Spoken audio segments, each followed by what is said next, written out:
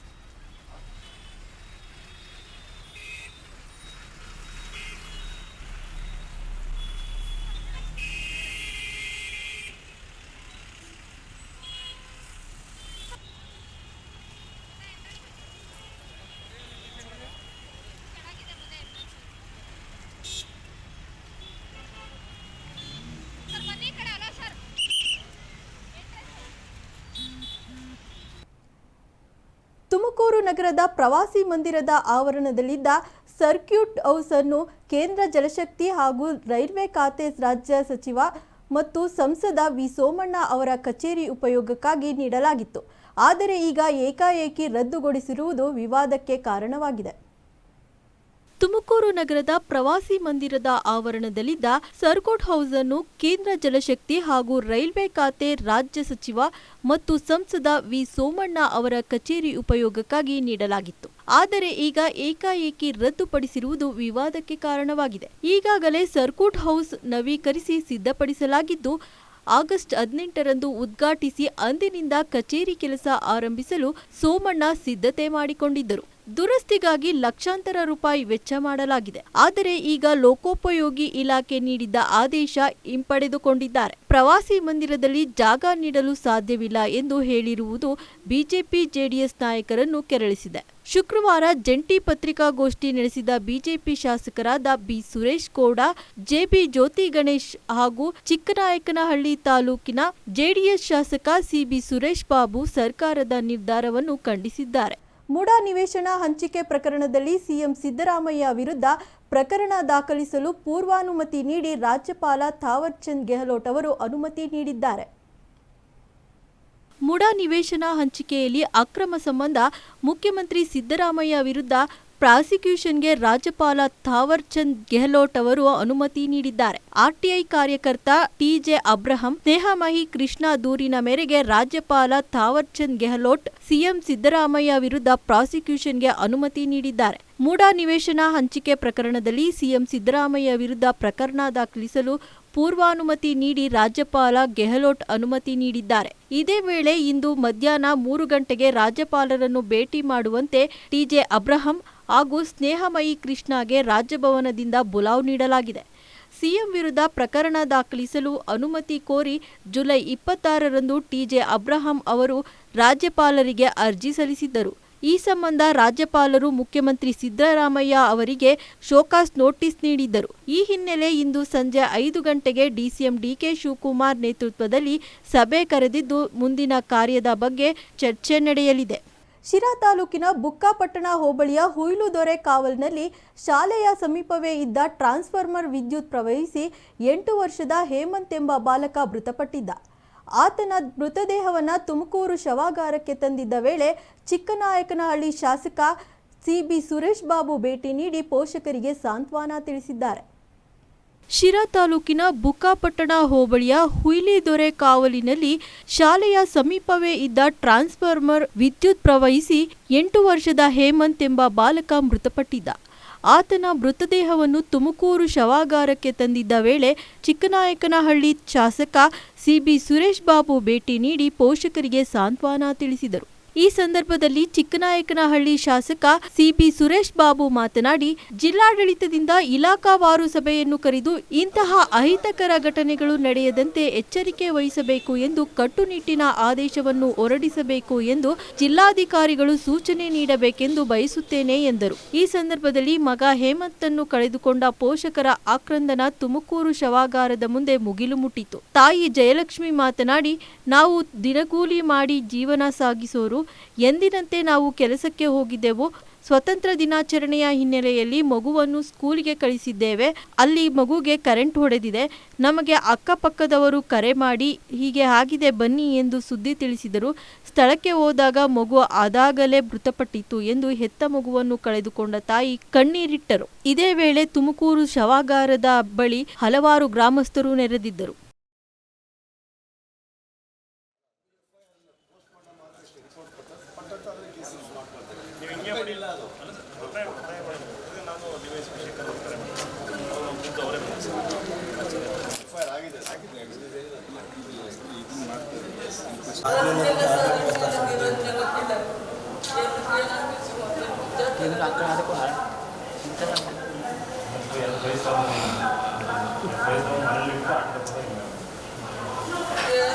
ಲಿಖಿತವಾಗೆಲ್ಲ ಕೊಟ್ಟಿದ್ದಾರೆ. ಹೌದು, ಸಮಸ್ಯೆ ಇದೆ. KB ಲೈನಿಂದ ಹೌದು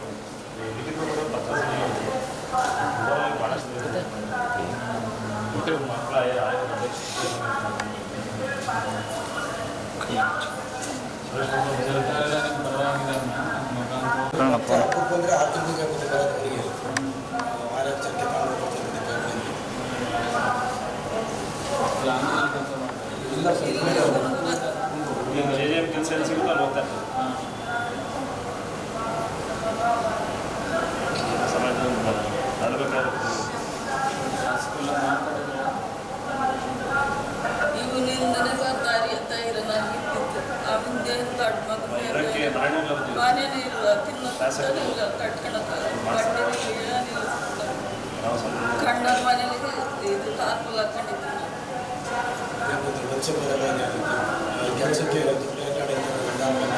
ನಮ್ಮ ಮಗ ಕರೆಂಟ್ ಸಿಕ್ಬಿಟ್ಟು ಸಾವಾಗೈತೆ ಸರ್. ನಾ ಕೆಲ್ಸಕ್ಕೆ ಹೋಗಿದ್ದು, ನಾವಿರಲಿಲ್ಲ ಸರ್, ಕೆಲ್ಸಕ್ಕೆ ಹೋಗಿದ್ವಿ. ಆಮೇಲೆ ಫೋನ್ ಬಂದಾಗ ನಾವು ಬಂದ್ವಿ ಸರ್ ನೋಡಕ್ಕೆ. ಇಲ್ಲಿಗೆ ಬಂದಿದ್ವಿ. ಉಲ್ದೇರೆ ನನ್ನ ಮಗ ಓದಕ್ಕೆ ಹೋಗ್ತೀವಿ ಸರ್, 3ನೇ ಕ್ಲಾಸ್. ಬಿದ್ದೆ ಆಗ್ಯಾರ, ಟ್ಯಾಂಚರ್ ದಬ್ಬ ಐತಲ್ಲ ಸರ್, ಅಲ್ಲಿ ಕರೆಂಟ್ ಸಿಕ್ಕಿ ಕೆಳಗಡೆ ಸಿಕ್ಕಂಗೆ ಆಗಿರೋ ಸರ್. ನಮಗೆ 12 ಗಂಟೆಲಿ ಗೊತ್ತಾಯ್ತು, ಫೋನ್ ಬಂದಿತ್ತು. ತಗೊಂಡು ಹೋದ್ಮೇಲೆ ನಾವು ಅಲ್ಲಿಗೆ ಹೋಗಿದ್ವಿ. ಗಾಡಿಯಲ್ಲೇ ತಗೊಂಡ್ಬಂದು ನಮ್ಮ ಅಳಿಯನು ಮತ್ತು ಇನ್ನೊಬ್ರು ಯಾರೋ ಊರಾಗಳು ಜನ ಸೇರ್ಕೊಂಡು ಗಾಡಿಗೆ ಎತ್ಕೊಬಂದರು ಸರ್. ಮಗು ಉಳ್ಕೊಂಡು ಬೇಕಾಗಿಲ್ಲ ಸರ್, ಆಂಬುಲೆನ್ಸ್ ಬರೋದು ಲೇಟ್ ಆಗುತ್ತೆ ಅಂತ ಅಷ್ಟೊತ್ತಿಗೆ ಬರೋದ್ರಲ್ಲಿ ಇವರು ಹೊಟ್ಟೆ ಪಾಡಂತ ದುಡಿಯೋಕ್ಕೆ ಮೈಸೂರು ಕಡೆ ಹೋಗಿದ್ರು. ಮುಖ್ಯ ಅಲ್ಲ, ನಾವು ಪರಿಹಾರ ಕೇಳಿದ್ದೆ ಅಷ್ಟೇ ನಮ್ಮ ಮುಖ್ಯ ಅಲ್ಲ. ಬಡತನ ಇದ್ದರೂ ಕೂಡ ನಾವು ಯಾರು ಕೂಡ ಯಾರಂಗಲೂ ಬದುಕದೇ ಇದ್ದಂಥ ಜನ ಅವರು.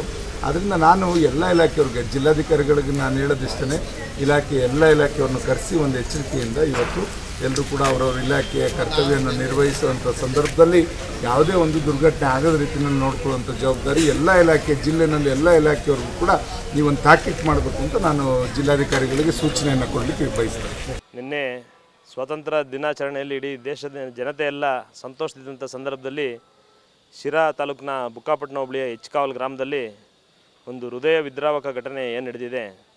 ಒಂದು ಕೂಲಿ ಮಾಡಿಕೊಂಡು ಜೀವನ ಮಾಡ್ತಿರೋ ಅಂಥ ಒಂದು ಬಡ ಕುಟುಂಬದಲ್ಲಿ ಒಂದು ಪ್ರತಿಭೆ ಅರಳುತ್ತಾ ಇತ್ತು. ಅದು ನಿನ್ನೆ ಆ ಮಗು ಅಸುನೀಗಿದೆ. ಇದಕ್ಕೆ ಕಾರಣ KB ಅಧಿಕಾರಿಗಳ ನಿರ್ಲಕ್ಷ್ಯ. ಏನು ಹೆಚ್ಕಾವಲ್ ಸರ್ಕಾರಿ ಪ್ರಾಥಮಿಕ ಶಾಲೆಯಲ್ಲಿ ಕಳೆದ ಅನೇಕ ತಿಂಗಳುಗಳಿಂದ KB ಅಧಿಕಾರಿಗಳಿಗೆ ಗಮನ ತಂದರೂ ಕೂಡ ಆ ಒಂದು ದುಸ್ಥಿತಿಯಲ್ಲಿದ್ದಂಥ TC ಆ ಒಂದು ಲೈಟ್ ಕಂಬನ ಸರಿಪಡಿಸ್ದಲೇ ನಿನ್ನೆ ಆ ಮಗು ಸ್ವತಂತ್ರ ದಿನಾಚರಣೆಯಲ್ಲಿ ಭಾಗವಹಿಸಿ, ಹೇಮಂತ್ ಅನ್ನೋ ಒಂದು 8 ವರ್ಷದ ಮಗು ಸ್ವತಂತ್ರ ದಿನಾಚರಣೆ ಕಾರ್ಯಕ್ರಮದಲ್ಲಿ ಭಾಗವಹಿಸಿ ಭಾಳ ಸಂತೋಷವಾಗಿ ಸ್ನೇಹಿತರ ಜೊತೆ ಆಟ ಆಡ್ತಿದ್ದಂಥ ಸಂದರ್ಭದಲ್ಲಿ ಆ ವೈರ್ ಅಂತ ಏನು ಬರ್ತದೆ ಅದನ್ನು ಸ್ಪರ್ಶ ಮಾಡಿದಂಥ ಸಂದರ್ಭದಲ್ಲಿ ಅಲ್ಲೇ ಕುಸಿದು ಬಿದ್ದು ಆ ಮಗು ಪ್ರಾಣವನ್ನು ತೆತ್ತಿದೆ. ಇದಕ್ಕೆಲ್ಲ ಸಂಪೂರ್ಣ ಹೊಣೆ KB ಅಧಿಕಾರಿಗಳಾಗಿದ್ದರೂ ಕೂಡ ನಿನ್ನೆ ಅವ್ರ ವಿರುದ್ಧ FIR ಮಾಡಲಿಕ್ಕೆ ಸಾಕಷ್ಟು ಶ್ರಮ ಬೀಳಬೇಕಾಗಿತ್ತು. ಯಾಕಂದರೆ ಅಸಹಜ ಸಾವು ಅಂತೇಳಿ ನಾವು ಪ್ರಕರಣ ದಾಖಲಿಸ್ತೀವಿ ಅಂತೇಳಿ ಅನೇಕರು ನಮಗೆ ಒತ್ತಡವನ್ನು ಮಾಡಿದರು ಅಧಿಕಾರಿಗಳು. ಇಲ್ಲಿ ಬಂದಂಥ ನಾವು ನಿನ್ನೆ ಒತ್ತಾಯ ಮಾಡಿದಂಥ ಸಂದರ್ಭದಲ್ಲಿ ಜಿಲ್ಲಾ ಆಸ್ಪತ್ರೆಗೆ ಶವವನ್ನು ಸಾಗಿಸಿ ಜಿಲ್ಲಾಸ್ಪತ್ರೆಯಲ್ಲೇ ನಾವು ಪೋಸ್ಟ್ಮಾರ್ಟಮ್ ಮಾಡಬೇಕು ಅಂತ ಹೇಳಿ ಏನು ನಾವು ಮನವಿಯನ್ನು ಮಾಡಿದ್ವಿ, ಅದರಂತೆ ಇವತ್ತು ಜಿಲ್ಲಾ ಆಸ್ಪತ್ರೆಯಲ್ಲಿ ಇವತ್ತು ಆ ಶವವನ್ನು ತಂದು ಇಲ್ಲಿ ಪರೀಕ್ಷೆ ಮಾಡಿದಂಥ ಸಂದರ್ಭದಲ್ಲಿ ಗೊತ್ತಾಗ್ತಾ ಇದೆ ಅದು KEB ಸ್ಪರ್ಶದಿಂದನೇ, ಆ ವೈರು ಸ್ಪರ್ಶದಿಂದನೇ ಸಾವಾಗಿರೋದಂಥದ್ದು ನಮಗಿಲ್ಲಿ ಡಾಕ್ಟ್ರುಗಳು ಹೇಳ್ತಾ ಇದ್ದಾರೆ. ದಯಮಾಡಿ ಇಂಥ ಬಡ ಜನರು, ಅವ್ರಿಗೆ ಸ್ವಂತ ಮನೆ ಇಲ್ಲ, ಸ್ವಂತ ಜಮೀನಿಲ್ಲ, ಇವಾಗ ತೀರೋಗಿರೋ ಮಗು ಉಣಕ್ಕೆ ಕೂಡ ಅವ್ರಿಗೆ ಜಾಗ ಇಲ್ಲ, ಅಂಥ ಕಡು ಬಡವರ ಮೇಲೆ ದಯಮಾಡಿ ಅಧಿಕಾರಿಗಳು ತಮ್ಮ ದರ್ಪವನ್ನು ತೋರಿಸಬಾರ್ದು. ಏನು ಅಲ್ಲಿ ತಪ್ಪಾಗಿದೆ ಆ ತಪ್ಪನ್ನು ಒಪ್ಕೊಂಡು ನಾನು ಕೂಡ ಈ KPTCLನ ಸೂಪರ್ಡೆಂಟ್ ಇಂಜಿನಿಯರಿಂಗ್ ಈಗ ತಾನೇ ನಮ್ಮ ಸ್ಥಳೀಯ ಶಾಸಕರಾದಂಥ ಸುರೇಶ್ ಬಾಬು ಅವರು ಮಾತನಾಡಿ ಹೇಳಿದ್ದಾರೆ. ದಯಮಾಡಿ ಆ AEE ಆ ಬೇಜವಾಬ್ದಾರಿ AEE ಹಾಗೂ ಬುಕ್ಕಾಪಟ್ಟಣ SO ಇಬ್ಬರನ್ನು ಕೂಡ ತಕ್ಷಣವೇ ಕಾರ್ಯದಿಂದ ಅಮಾನತುಗೊಳಿಸಿ ನಿಷ್ಪಕ್ಷಪಾತವಾಗಿ ಈ ಒಂದು ತನಿಖೆ ಆಗಬೇಕು. ತೀರೋಗಿರೋಂಥ ಮಗುಗೆ ನ್ಯಾಯ ಒದಗಿಸ್ಕೊಡ್ಬೇಕು. ಹಾಗೂ ಜಿಲ್ಲಾಧಿಕಾರಿಗಳಲ್ಲೂ ಕೂಡ ನಾವು ಮನವಿಯನ್ನು ಮಾಡ್ತಿದ್ದೀವಿ, ದಯಮಾಡಿ ಆ ಒಂದು ಬಡ ಕುಟುಂಬಕ್ಕೆ ಆಸರೆ ಆಗಬೇಕು, ಪರಿಹಾರವನ್ನು ನೀಡಿ ಆ ವಿರುದ್ಧ ಏನು ಅಧಿಕಾರಿಗಳು ತಪ್ಪನ್ನು ಮಾಡಿದ್ದಾರೆ ಅವ್ರ ವಿರುದ್ಧ ಶಿಸ್ತು ಕ್ರಮಕ್ಕೆ ಜಿಲ್ಲಾಧಿಕಾರಿಗಳಿಗೂ ಕೂಡ ನಾವು ಮನವಿಯನ್ನು ಮಾಡ್ತಾಯಿದ್ದೀವಿ. ಇದು ಶಿರಾ ತಾಲೂಕು ಹಾಗೂ ಚಿಕ್ಕನಾಯಕನಹಳ್ಳಿ ವಿಧಾನಸಭಾ ಕ್ಷೇತ್ರಕ್ಕೆ ಒಳಪಡೋದ್ರಿಂದ ಚಿಕ್ಕನಾಯಕನಹಳ್ಳಿ ಶಾಸಕರು ಹಾಗೂ JDLPಯ ನಾಯಕರಾದಂಥ ಶ್ರೀ ಸುರೇಶ್ ಬಾಬು ಅವರು ಇದೀಗ ತಾನೇ ಇಲ್ಲಿ ಶವಾಗಾರದ ಹತ್ರ ಬಂದು ಕುಟುಂಬಸ್ಥರಿಗೆ ಸಾಂತ್ವನ ಹೇಳುವಂಥ ಕೆಲಸವನ್ನು ಮಾಡಿದ್ದಾರೆ. ಏನು ಸುರೇಶ್ ಬಾಬು ಸಾಹೇಬರು ಈ ಸೂಪರ್ಡೆಂಟ್ ಇಂಜಿನಿಯರ್ KPTCL ಅವ್ರಿಗೆ, SP ಅವ್ರಿಗೆ, DC ಅವ್ರಿಗೆ ಎಲ್ಲರಿಗೂ ಕೂಡ ದೂರವಾಣಿ ಕರೆ ಮೂಲಕ ಮಾತನಾಡಿದ್ದಾರೆ.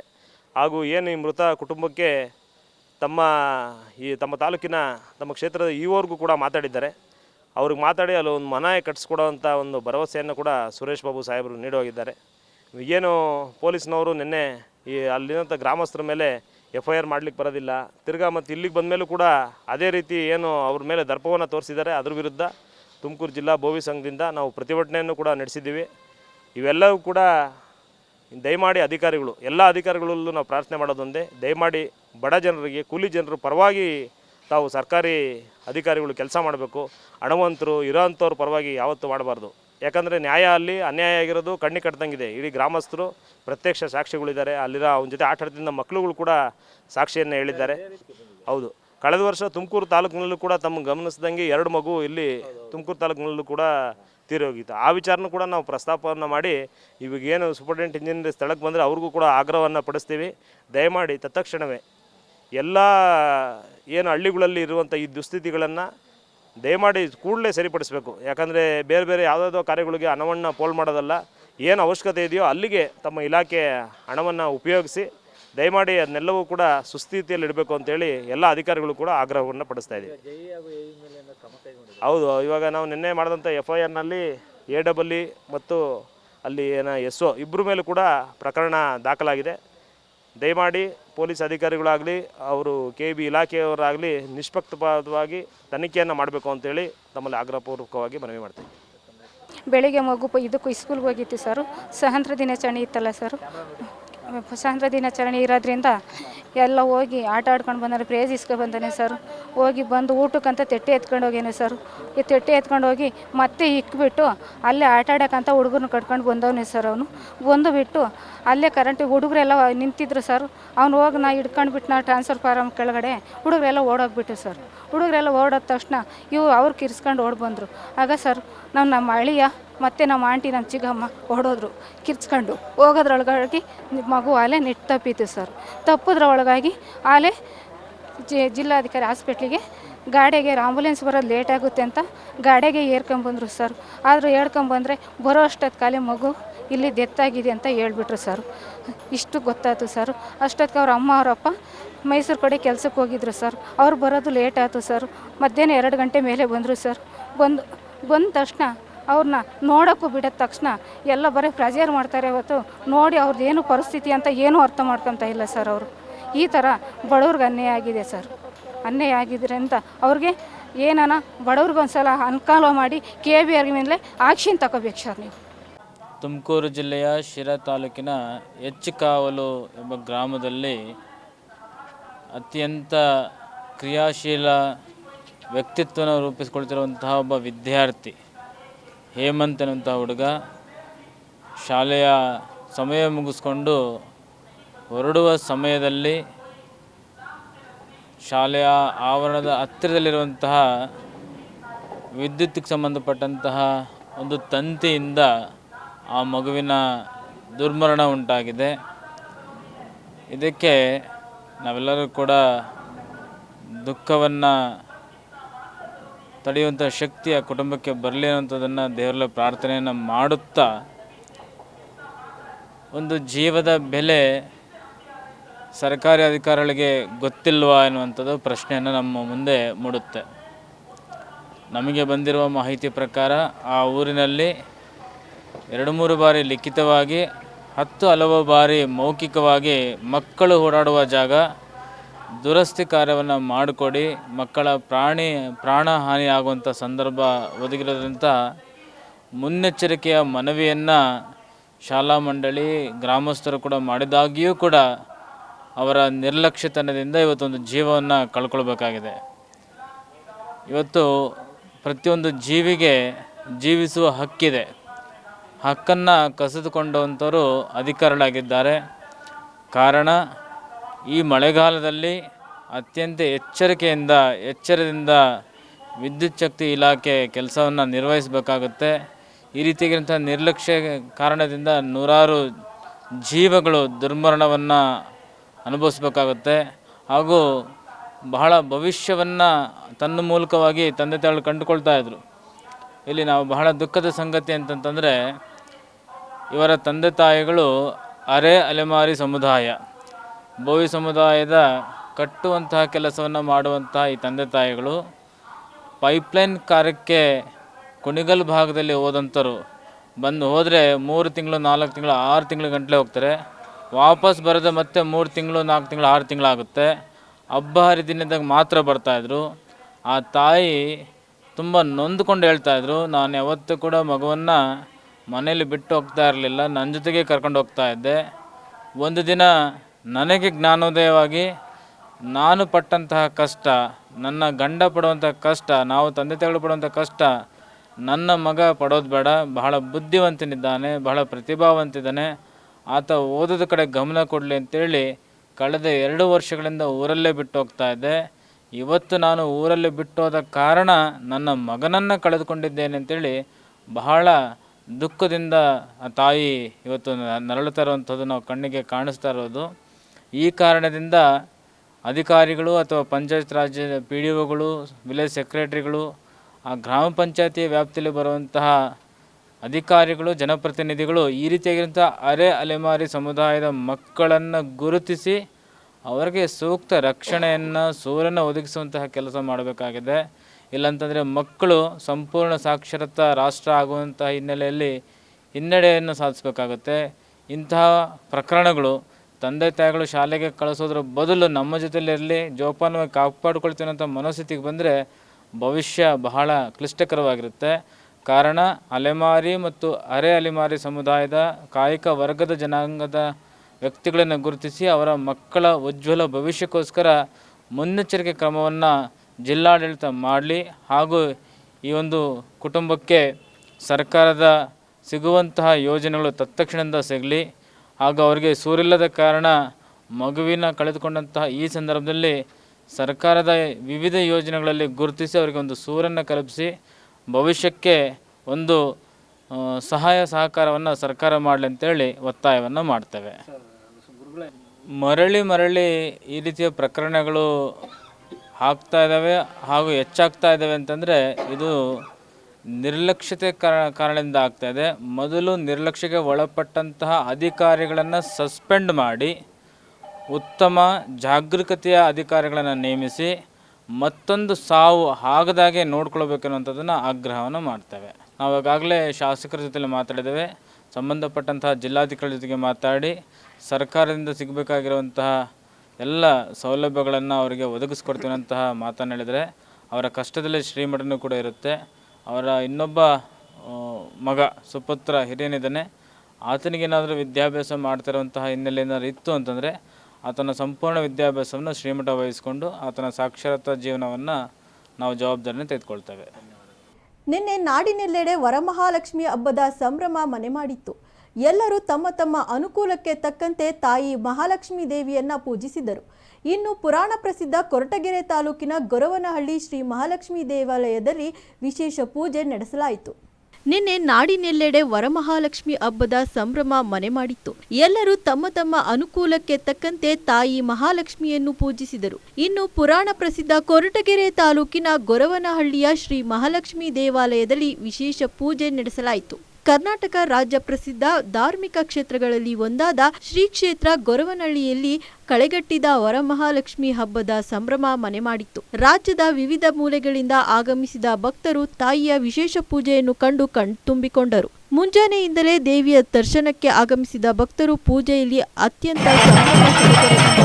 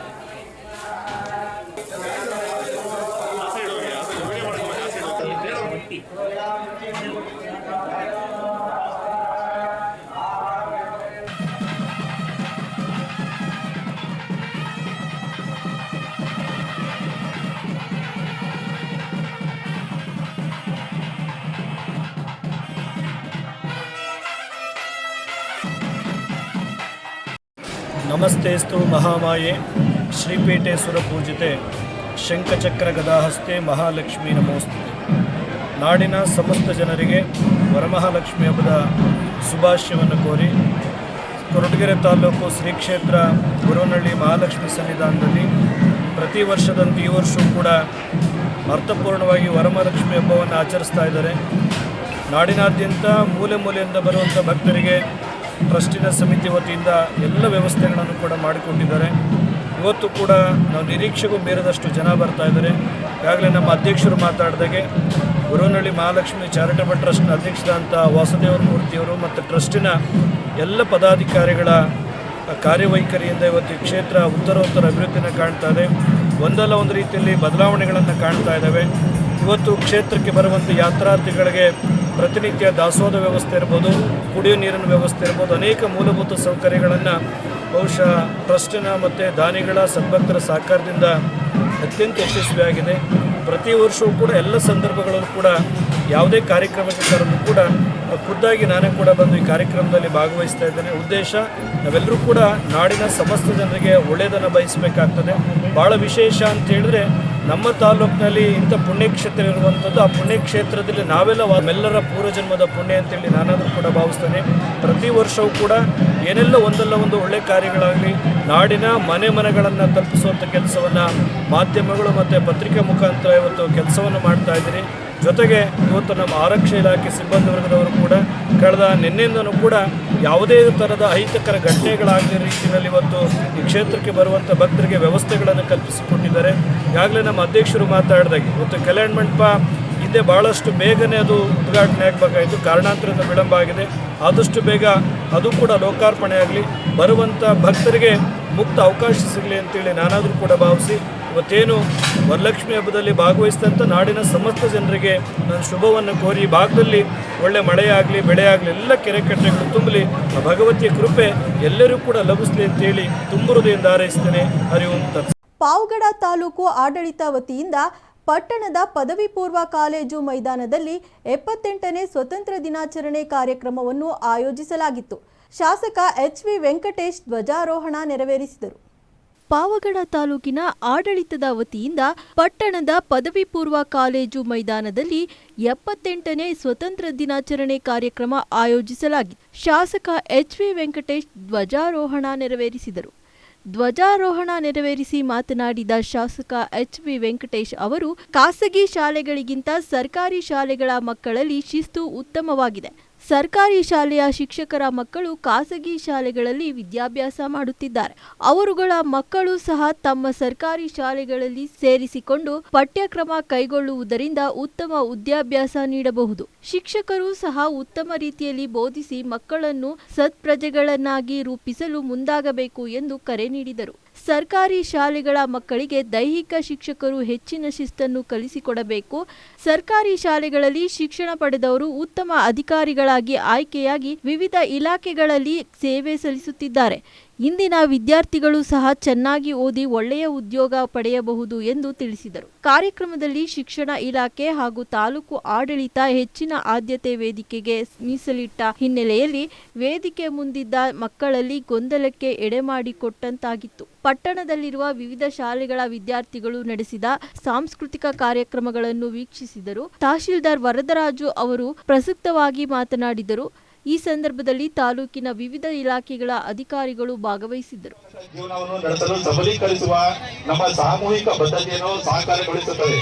22 ಕೋಟಿಗೂ ಹೆಚ್ಚು ಜನರನ್ನು ತಲುಪಲು ಎನ್ಎಂಗೆ ಜನ ಆಂದೋಲನವಾಗಿ ಪರಿವರ್ತಿತವಾಗಿದ್ದು 3.54+ ಲಕ್ಷ ಯುವಕರು ಮತ್ತು 2.35 ತುಮಕೂರಿನ ಬಾಪೂಜಿ ವಿದ್ಯಾಸಂಸ್ಥೆಯ ರವೀಂದ್ರ ಕಲಾನಿಕೇತನ ಆವರಣದಲ್ಲಿ ಕಾಂಗ್ರೆಸ್ ಪಕ್ಷದ ವತಿಯಿಂದ ಜಿಲ್ಲಾ ಕಾಂಗ್ರೆಸ್ ಅಧ್ಯಕ್ಷ ಚಂದ್ರಶೇಖರ್ ಗೌಡ ಅವರ ನೇತೃತ್ವದಲ್ಲಿ 78ನೇ ಭಾರತದ ಸ್ವಾತಂತ್ರ್ಯೋತ್ಸವವನ್ನು ಆಯೋಜಿಸಲಾಗಿತ್ತು.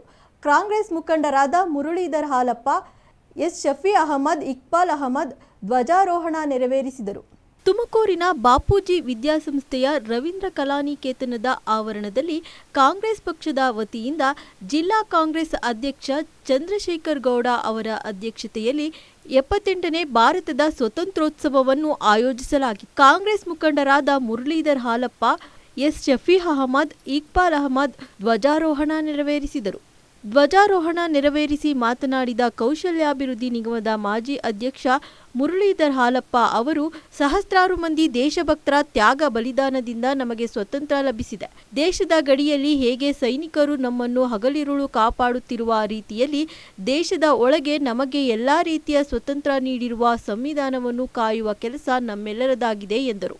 ಕಾರ್ಯಕ್ರಮದ ಅಧ್ಯಕ್ಷತೆ ವಹಿಸಿದ್ದ ಜಿಲ್ಲಾ ಕಾಂಗ್ರೆಸ್ ಅಧ್ಯಕ್ಷ ಚಂದ್ರಶೇಖರ್ ಗೌಡ ಮಾತನಾಡಿ, ಸ್ವತಂತ್ರ ಸಂಗ್ರಾಮದಲ್ಲಿ ಕಾಂಗ್ರೆಸ್ ಪಕ್ಷ ಹಗಲಿರುಳು ಹೋರಾಡಿದರ ಪರಿಣಾಮವಾಗಿ ಇಂದು ನಾವೆಲ್ಲರೂ ಸ್ವತಂತ್ರವನ್ನು ಅನುಭವಿಸುವಂತಾಗಿದೆ ಎಂದರು. ಈ ಸಂದರ್ಭದಲ್ಲಿ ಕಾಂಗ್ರೆಸ್ ಮುಖಂಡರಾದ Muralidhar Halappa, S Shafi Ahmed, Iqbal Ahmed, H C Hanumanthaiah, R Ramakrishna, Inayatulla Khan, ಸೇವಾದಳದ ಶಿವಪ್ರಸಾದ್, ಸಂಜೀವ್ ಕುಮಾರ್, ಮಾಜಿ ಕಾರ್ಪೊರೇಟರ್ ಮಹೇಶ್, ಬ್ಲಾಕ್ ಕಾಂಗ್ರೆಸ್ ಅಧ್ಯಕ್ಷ ಫಯಾಜ್, ಸಿಮೆಂಟ್ ಮಂಜುನಾಥ್, ನಾಗವೇಣಿ, ಗೀತಾ ರುದ್ರೇಶ್, ಗೀತಮ್ಮ, ಆದಿಲ್, ಲಿಂಗರಾಜು, ಸೌಭಾಗ್ಯ, ವಸುಂಧರ, ಷಣ್ಮುಗಪ್ಪ ಮತ್ತಿತರರು ಉಪಸ್ಥಿತರಿದ್ದರು. ದಿನಾಚರಣೆಯ ಶುಭಾಶಯಗಳನ್ನ ಕೋರಿ ಸಹಸ್ರಾರು ಮಂದಿ ನಮ್ಮ ದೇಶಭಕ್ತರ ತ್ಯಾಗ ಬಲಿದಾನದಿಂದ ನಾವು ಸ್ವಾತಂತ್ರ್ಯವನ್ನು ಸಂಪೂರ್ಣವಾಗಿ ನಮ್ಮ ಭಾರತ ದೇಶ ಇವತ್ತು ಅನುಭವಿಸ್ತಾ ಇದೆ. ಹಾಗೆ ಗಡಿಯಲ್ಲಿ ನಮ್ಮ ಸೈನಿಕರು, ಮಿಲಿಟರಿ ಪಡೆ ಇರ್ಬೋದು, ಬಾರ್ಡರ್ ಸೆಕ್ಯೂರಿಟಿ ಫೋರ್ಸ್ ಇರ್ಬೋದು, ಹಾಗೆ ಗಡಿನ ನಮ್ಮ ದೇಶವನ್ನು ರಕ್ಷಣೆ ಮಾಡ್ತಿದ್ದಾರೆ. ಹಾಗೆಯೇ ಸಂವಿಧಾನ ವ್ಯವಸ್ಥೆಯಲ್ಲಿ ನಮ್ಮ ಭಾರತದ ಒಳಗಡೆ ನಾವು ಅಂತರಂಗದಲ್ಲಿ ನಾವು ಹೇಗೆ ನಾವು ಪರಿಶುದ್ಧರಾಗಿದ್ದೀವೋ ಹಾಗೆ ದೇಶವನ್ನು ಸಹಿತ ನಾವು ಇದೇ ದೃಷ್ಟಿಯಲ್ಲಿ ನಾವು ಕಾಪಾಡುವಂಥ ನಮ್ಮೆಲ್ಲರ ಜವಾಬ್ದಾರಿ. ತಾವುಗಳೆಲ್ಲರೂ ಇತ್ತೀಚೆಗೆ ಒಂದೂವರೆ ತಿಂಗಳಿಂದ ಮಾಧ್ಯಮಗಳಲ್ಲಿ ಪಾರ್ಲಿಮೆಂಟಲ್ಲಿ ಗಮನಿಸ್ತಾ ಇದ್ದೀರ. ಹಿಂಡನ್ಬರ್ಗ್ ಪ್ರಕರಣ ನಮ್ಮ ದೇಶದ ಅರ್ಥವ್ಯವಸ್ಥೆಯನ್ನೇ ಈಗ ಕಸಿತಾ ಇದೆ. ದೇಶ ಅಧೋಗತಿಗೆ ಹೋಗಲಿಕ್ಕೆ ಒಂದು ಸಣ್ಣದಾದಂಥ ಒಂದು ತಾಜಾ ಉದಾಹರಣೆ. ಸೆಬಿ ಚೇರ್ಪರ್ಸನ್ ಮಾಧವಿ ಹಾಗೂ ಅವರ ಪತಿ ಧವಳಮ್ಮ ಅಂತೇಳಿ ಅವರಿಬ್ಬರೂ ಸೇರಿ ಈಗ ಅಂಬಾನಿ ಅವರ ಜೊತೆಗೆ ಅದಾನಿ ಅವರ ಜೊತೆಗೆ ಸೇರಿ ಶೇರ್ ಮಾರ್ಕೆಟೆ, ಸೆಬಿ ಮಾರ್ಕೆಟೆ ಮುಖಾಂತರ ಭಾರತದ ಅರ್ಥ ವ್ಯವಸ್ಥೆಯನ್ನೇ ಅವರು ಬೇರೆ ದೇಶಕ್ಕೆ ಮಾರಾಟ ಮಾಡುವಂಥ ಪರಿಸ್ಥಿತಿ ಉದ್ಭವ ಆಗಿದೆ. ನಾವೆಲ್ಲರೂ JPC ಜಾಯಿಂಟ್ ಪಾರ್ಲಿಮೆಂಟ್ ಕಮಿಟಿ ಮುಖಾಂತರ ಎನ್ಕ್ವೈರಿ ಮಾಡಿ ತಪ್ಪಿತಸ್ಥರಿಗೆ ಶಿಕ್ಷೆ ಆಗಬೇಕು ಅಂತೇಳಿ ದೇಶದಾದ್ಯಂತ ಇವತ್ತು ನಾವೆಲ್ಲರೂ ಅದ್ರ ಬಗ್ಗೆ ವಾಯ್ಸ್ ಮಾಡ್ತಾ ಇದ್ದೀವಿ. ಇದಕ್ಕೆ ಪ್ರಧಾನಿಗಳು ಇಲ್ಲಿವರೆಗೂ ಅಲ್ಲಿ ಪಾರ್ಲಿಮೆಂಟಲ್ಲಾಗಲಿ ಹೊರಗಡೆ ಆಗಲಿ ಅದಕ್ಕೆ ಯಾವುದೇ ಥರದ ಉತ್ತರವನ್ನು ಕೊಡದಲ್ಲೇ ತಪ್ಪಿಸ್ಕೊಳ್ತಾ ಇದ್ದಾರೆ. ಪಾರ್ಲಿಮೆಂಟು ಅಧಿವೇಶನಕ್ಕೂ ಸಹಿತ ಯಾವಾಗ ಇದು ಹಿಂಡೆನ್ಬರ್ಗ್ ಪ್ರಕರಣ ಹೊರಗಡೆ ಪ್ರಸ್ತುತ ಆಯಿತು 75 ವರ್ಷ ನಾವು ಯಾಕೆ ಕಳೆದಿದ್ದೀವಿ ಅಂತ ಕಾಂಗ್ರೆಸ್ಸಿನ ಒಂದು ದೊಡ್ಡ ಕೊಡುಗೆ ಅಂತ ಹೇಳಿದರೆ ಈ ತಾನೇ ಸಾಮಾನ್ಯ ಚಂದ್ರಶೇಖರ ಗೌಡರು ಮತ್ತು ಹಾಲಪ್ಪನವರು ಏನು ಹೇಳಿದ್ದಾರೆ, ನಿಜವಾಗಿ ಇವತ್ತು ಮುಂದೆ ಬರೋ ದಿವಸಗಳಲ್ಲಿ ಕಷ್ಟ ಕಾಲ ಅಂತ ಹೇಳಿದರೆ ತಪ್ಪಾಗಲಾರ್ದು. ಇಂಥ ಒಂದು ಸಂದರ್ಭದಲ್ಲಿ ಕರ್ನಾಟಕದಲ್ಲಿ ನಮ್ಮದೇ ಸರ್ಕಾರ ಇದ್ದು, ಕರ್ನಾಟಕದಲ್ಲಿ ಸಾಮಾನ್ಯ ಡಿ.ಕೆ. ಶಿವಕುಮಾರ್ ಅವರ ಅಧ್ಯಕ್ಷತೆಯಲ್ಲಿ ಸಿದ್ದರಾಮಯ್ಯ ನೇತೃತ್ವದಲ್ಲಿ ಮತ್ತು ಡಾಕ್ಟರ್ ಜಿ. ಪರಮೇಶ್ವರ್ ನೇತೃತ್ವದಲ್ಲಿ ಜಿಲ್ಲೆಯಲ್ಲಿ ನಾವೆಲ್ಲ ಒಳ್ಳೆಯ ಆಡಳಿತವನ್ನು ಕೊಟ್ಟು ಇವತ್ತು 5 ವರ್ಷದ ಕಾರ್ಯಕ್ರಮದಲ್ಲಿ ಒಂದು ಏನು ಗ್ಯಾರಂಟಿ ಕಾರ್ಯಕ್ರಮ ಕೊಟ್ಟಿದ್ದೀವಿ. ಪ್ರತಿಯೊಬ್ಬರಿಗೂ ಈ ಕಾರ್ಯಕ್ರಮದ ರೂಪವಾಗಿ ಈ ಕಾರ್ಯಕ್ರಮದ ಯಶಸ್ಸು ಪ್ರತಿಯೊಬ್ಬರು ಸಹ ಅವರ ಆರ್ಥಿಕ ಪರಿಸ್ಥಿತಿ ಸುಧಾರಣೆ ಮಾಡಿಕೊಳ್ಬೇಕು. ವಿದ್ಯೆಯ ಬಗ್ಗೆ ಹೆಚ್ಚಿನ ಆಸಕ್ತಿ ಕೊಟ್ಟು ವಿದ್ಯೆಯನ್ನು ಕಲಿಸೋಕ್ಕೆ ಮಕ್ಕಳಿಗೆ ನಾವು ಇವತ್ತು ಜಾಗೃತಿ ಮಾಡಬೇಕು. ಇಂಥ ಒಂದು ಸಂದರ್ಭದಲ್ಲಿ ಇಂತಾನೆ ಹಾಲಪ್ಪನವರು ಹೇಳಿದರು, ಇವತ್ತೇನು ದೇಶದಲ್ಲಿ ಜಾಯಿಂಟ್ ಪಾರ್ಲಿಮೆಂಟರಿ ಕಮಿಟಿನಲ್ಲಿ ಇವತ್ತು ಅಮೆರಿಕನ್ ರಿಸರ್ಚ್ ಯೂನಿಟನ್ನು ಇವತ್ತು ಹಿಂದಿಸ್ಬೇಕು. ಕಾಂಗ್ರೆಸ್ ಪಕ್ಷ ಮತ್ತು ಸ್ವತಂತ್ರ ಸಂಗ್ರಾಮದಲ್ಲಿ ಹೋರಾಟ ಮಾಡೋದ್ರ ಮೂಲಕ ಜಾಗೃತ ಮೂಲಕ ಈ ದೇಶಕ್ಕೆ ಉಳಿವಾದಂಥ ಒಂದು ಸ್ವತಂತ್ರವನ್ನು ತಂದುಕೊಂಡು ದೇಶ ಸುಭಿಕ್ಷವಾಗಿರೋದಕ್ಕೆ ನಮ್ಮ ಪೂರ್ವಿಕರಾದಂಥ ಮಹಾತ್ಮ ಗಾಂಧೀಜಿಯವರು, ಜವಾಹರ್ಲಾಲ್ ನೆಹರು ಅವರು, ಶಾಸ್ತ್ರಿ ಅವರು, ವಲ್ಲಭಾಯ್ ಪಟೇಲ್ ಅವರು ಎಲ್ಲರೂ ಕೂಡ ಸಹಕರಿಸಿ ನಮ್ಮ ದೇಶದ ಒಂದು ಸ್ವತಂತ್ರಕ್ಕೆ ಎಲ್ಲರೂ ಹೋರಾಟ ಮಾಡಿ ಅವರ ಒಂದು ಶಕ್ತಿ ಸಾಮರ್ಥ್ಯದ ಮೇಲೆ ಇವತ್ತು ನಾವು ಸ್ವತಂತ್ರವಾಗಿ ಈ ಒಂದು ಭವ್ಯ ಭಾರತದಲ್ಲಿ ಮಾಡ್ತಾ ಇದ್ದೀವಿ. ಎಲ್ಲರೂ ಸಹೋದರತ್ವದಿಂದ, ಶಾಂತಿಯಿಂದ, ನೆಮ್ಮದಿಯಿಂದ ನಾವೆಲ್ಲರೂ ಇವತ್ತು ಬಾಳಬೇಕಾಗಿದೆ. ಈ ಒಂದು ದೇಶಕ್ಕೆ ಏನು ಕಾಂಗ್ರೆಸ್ ಪಕ್ಷದ ಕೊಡುಗೆ ಏನಂದರೆ, ಈ ದೇಶಕ್ಕೆ ಸಂವಿಧಾನ ಕೊಟ್ಟಿದ್ದು ಕಾಂಗ್ರೆಸ್ ಪಕ್ಷ, ಪ್ರಜಾಪ್ರಭುತ್ವ ಏನು ನಮ್ಮ ದೇಶದಲ್ಲಿ ಇವತ್ತು ಇಷ್ಟು ಎಲ್ಲರೂ ಸಮಾನತೆಯಿಂದ ಇರೋದಕ್ಕೆ ಕಾರಣನೇ ಕಾಂಗ್ರೆಸ್ ಪಕ್ಷ. ಕಾಂಗ್ರೆಸ್ ಪಕ್ಷ ಈ ದೇಶದ ಸರ್ವತೋಮುಖ ಅಭಿವೃದ್ಧಿಯಲ್ಲಿ ಸುಮಾರು 70 ವರ್ಷಗಳಿಂದಲೂ ಕೂಡ ನಮ್ಮ ಒಂದು ಎಲ್ಲ ರಂಗದಲ್ಲೂ ಇವತ್ತು ದೇಶ ಇವೆಲ್ಲ ಸರಿ ಸಮಾನವಾಗಿ ಎಲ್ಲ ದೇಶಗಳಿಗೆ ಸಮಾನವಾಗಿ ಇವತ್ತೇನಾದರೂ ಭಾರತ ರೀತಿಯಾಗಿ ಇಂದಿರಾ ಗಾಂಧೀಜಿಯವರು, ಲಾಲ್ ಬಹದ್ದೂರ್ ಶಾಸ್ತ್ರಿರವರು, ರಾಜೀವ್ ಗಾಂಧಿಯವರು ಇವರೆಲ್ಲರೂ ಕೂಡ ಸೇರಿ ಈ ದೇಶವನ್ನು ಈ ದಿನ ಚೀನಾ ಮತ್ತು ಅಮೆರಿಕದ ವಿರುದ್ಧ ನಾವು ಕೂಡ ಏನು ಕಡಿಮೆ ಇಲ್ಲ ಎಂಬುವ ಸ್ಥಿತಿಯಲ್ಲಿ ತಂದಿಟ್ಟಿದ್ರು. BJPಯವರು ಏನು ಆಡಳಿತ ಮಾಡ್ತಾ ಇದ್ದಾರೆ, ಅವರು ಬರೀ ಬಂಡವಾಳಶಾಹಿಗಳಿಗೆ, ಅದಾನಿ ಅಂಬಾನಿ ಶ್ರೀಮಂತರನ್ನಾಗಿ ಮಾಡಲು ನಮ್ಮನ್ನೆಲ್ಲ ದೋಸ್ತಾ ಇದ್ದಾರೆ ಅನ್ನೋ ರೀತಿಯಲ್ಲಿ ಒಂದು ಭಾವನೆ ಬರ್ತಾ ಇದೆ. ಆ ದಿನ ನಾವು ಬ್ರಿಟಿಷರಿಂದ ಸ್ವಾತಂತ್ರ್ಯನ ಪಡ್ಕೊಂಡಿದ್ವಿ. ಈಗಲೂ ಕೂಡ ಒಂದು ಅದೇ ರೀತಿಯ ಸ್ವಾತಂತ್ರ್ಯ ಸಂಗ್ರಾಮಕ್ಕೆ ನಾವೆಲ್ಲರೂ ಕೂಡ ಸಜ್ಜಾಗಬೇಕಾಗಿದೆ ಏನೋ ಎಂಬ ಅನುಮಾನ ಮೂಡ್ಬರ್ತಾ ಇದೆ. ಕಾರಣ ಏನಪ್ಪ ಅಂದರೆ, ಶ್ರೀಮಂತರಾಗ್ತಾ ಇದ್ದಾರೆ, ಬಡವರ ಹಕ್ಕು ಯಾವುದೂ ಸಿಗ್ತಾ ಇಲ್ಲ. ಏನು 60-70 ವರ್ಷಗಳ ಕಾಲ ಕಾಂಗ್ರೆಸ್ ಪಕ್ಷ ನೀರಾವರಿ ಯೋಜನೆಗಳನ್ನು, ಆರೋಗ್ಯ ಕ್ಷೇತ್ರದಲ್ಲಿ, ಶಿಕ್ಷಣ ಕ್ಷೇತ್ರದಲ್ಲಿ ಅತಿ ಉತ್ತುಂಗದ ಅಭಿವೃದ್ಧಿಯನ್ನು ಸಾಧಿಸಿತ್ತು. ಆದರೆ ಈ ದಿನ ನಾವು ಪ್ರಪಂಚದಲ್ಲಿ ಶಿರಾ ತಾಲೂಕಿನ ಎಲಿಯೂರು ಗ್ರಾಮ ಪಂಚಾಯಿತಿ ಕಚೇರಿ ಆವರಣದಲ್ಲಿ ಸರ್ಕಾರಿ ಕಿರಿಯ ಪ್ರಾಥಮಿಕ ಪಾಠಶಾಲೆ ಹಾಗೂ ಅಂಗನವಾಡಿ ಕೇಂದ್ರದ ಸಹಯೋಗದಲ್ಲಿ 78ನೇ ಸ್ವತಂತ್ರ ದಿನಾಚರಣೆ ಆಯೋಜಿಸಲಾಗಿತ್ತು.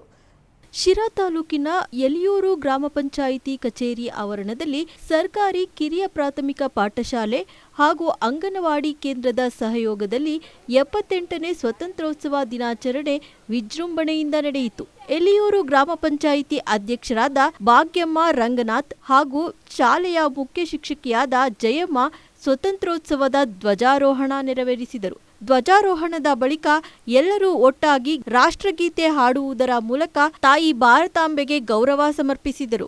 ಆಗಸ್ಟ್ 15ರ ಸ್ವತಂತ್ರ ದಿನದ ಆಚರಣೆಗೆ ಕಾರಣಕರ್ತರಾದ ಅನೇಕ ಹೋರಾಟಗಾರರ ತ್ಯಾಗ ಮತ್ತು ಬಲಿದಾನವಾದವರನ್ನು ನೆನೆದು ಸ್ಮರಿಸಿ ಜೈಘೋಷ ಕೂಗುತ್ತಾ ಸಿಹಿ ಹಂಚಿ ಸಂಭ್ರಮಿಸಿದರು. ಶಾಲೆಯ ಆವರಣದಲ್ಲಿ ನಡೆದ ಮಕ್ಕಳ ವಿವಿಧ ಸಾಂಸ್ಕೃತಿಕ ಕಾರ್ಯಕ್ರಮ ಎಲ್ಲರ ಗಮನ ಸೆಳೆಯಿತು.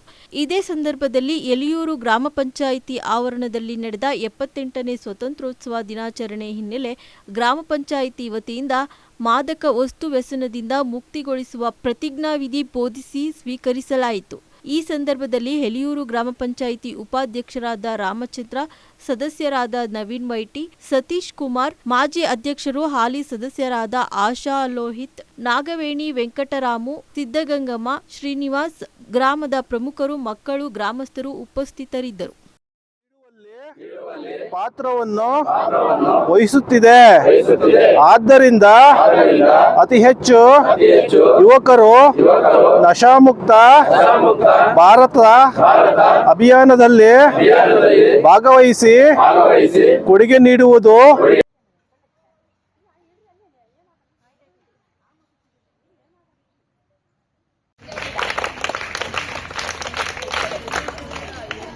ಅವರಿಗೆ ತುಂಬ ಹೃದಯ ಧನ್ಯವಾದಗಳು. ಈ ಸಭೆಯ ಅಧ್ಯಕ್ಷತೆಯನ್ನು, ಧ್ವಜಾರೋಹಣದ ಕಾರ್ಯಕ್ರಮವನ್ನು ಹಮ್ಮಿಕೊಂಡಿದ್ದು, ಆ ಕಾರ್ಯಕ್ರಮಕ್ಕೆ ಪಂಚಾಯಿತಿ ಅಧ್ಯಕ್ಷನಿಯಾದಂಥ ಭಾಗ್ಯಮ್ಮ ರಂಗನಾಥ್ ಅವರು ನೆರವೇರಿಸಿದ್ದಾರೆ. ಅವರಿಗೆ ತುಂಬ ಹೃದಯದ ಸ್ವಾಗತ, ಸುಸ್ವಾಗತ. ಹಾಗೂ ಉಪಾಧ್ಯಕ್ಷರಾದಂಥ ಆರ್ ರಾಮಚಂದ್ರ ಅವರು ಸಮೇತ ಈ ಸಂದರ್ಭದಲ್ಲಿ ಹಾಜರಿದ್ದಾರೆ. ಅವರನ್ನು ಸಮೇತ ಸ್ವಾಗತ ಕೋರ್ತಾ ಇದ್ದೇನೆ. ಹಾಗೂ ನಮ್ಮ ಎಲ್ಲ ನಮ್ಮ ಗ್ರಾಮದ ಗ್ರಾಮ ಪಂಚಾಯಿತಿಯ ಸರ್ವ ಸದಸ್ಯರು ಹಾಗೂ ಅವರ ಯಜಮಾನರು ಸಮೇತ ಈ ಸಂದರ್ಭದಲ್ಲಿ ಹಾಜರಿದ್ದಾರೆ. ಅವರನ್ನು ಸಮೇತ ಸ್ವಾಗತ ಕೋರ್ತಾ ಇದ್ದೇನೆ. ತುಮಕೂರು ಜಿಲ್ಲೆ ಬೆಳ್ಳಾವಿ ಹೋಬಳಿಯ ತಿಮ್ಮರಾಜನಹಳ್ಳಿ ಗ್ರಾಮ ಪಂಚಾಯಿತಿ ವತಿಯಿಂದ 78ನೇ ಸ್ವತಂತ್ರ ದಿನಾಚರಣೆ ಅತ್ಯಂತ ಸಂಭ್ರಮದಿಂದ ಆಚರಿಸಲಾಯಿತು. ತುಮಕೂರು ಜಿಲ್ಲೆ ಬೆಳ್ಳಾವಿ ಹೋಬಳಿಯ ತಿಮ್ಮರಾಜನಹಳ್ಳಿ ಗ್ರಾಮ ಪಂಚಾಯಿತಿ ವತಿಯಿಂದ 78ನೇ ಸ್ವತಂತ್ರ ದಿನಾಚರಣೆ ಅತ್ಯಂತ ಸಂಭ್ರಮದಿಂದ ಆಚರಿಸಲಾಯಿತು. ಸ್ವತಂತ್ರ ದಿನಾಚರಣೆಯ ಧ್ವಜಾರೋಹಣವನ್ನು ಗ್ರಾಮ ಪಂಚಾಯಿತಿ ಅಧ್ಯಕ್ಷ ಜಗದೀಶ್ ನೆರವೇರಿಸಿದರು. ನಂತರ ಕಸ ವಿಲೇವಾರಿ ಘಟಕದ ಸಿಬ್ಬಂದಿಯವರಿಗೆ ಸನ್ಮಾನ ಮಾಡಲಾಯಿತು. ಇದೇ ವೇಳೆ ಅಧ್ಯಕ್ಷರು, ಪಿಡಿಒ ಸದಸ್ಯರುಗಳು ಹಾಗೂ ಸಿಬ್ಬಂದಿಯವರು ವಾಟರ್ ಮ್ಯಾನ್ ಗಂಗಯ್ಯನವರಿಗೆ ನಿವೃತ್ತಿ ಬೀಳ್ಕೊಡುಗೆ ಮಾಡಿ ಸನ್ಮಾನ ಮಾಡಲಾಯಿತು. ಈ ಕಾರ್ಯಕ್ರಮದಲ್ಲಿ ಅಧ್ಯಕ್ಷರು, ಪಿಡಿಒ ಸದಸ್ಯರುಗಳು ಹಾಗೂ ಸಿಬ್ಬಂದಿ ವರ್ಗದವರು ಭಾಗಿಯಾಗಿದ್ದರು. ತುಂಬ ಪ್ರೀತಿಯ ನೆನಪಿನ ಕಾಣಿಕೆ, ಹಾಗೆ ಅವರಿಗೆ ಒಂದು ಗೌರವ ಉಪಧನವನ್ನ ಅವರು ಇಷ್ಟು ವರ್ಷಗಳ ಕಾಲ ಸೇವೆಯನ್ನು ಸಲ್ಲಿಸೋದಕ್ಕೆ ಅವರ ಒಂದು ಅದಕ್ಕೆ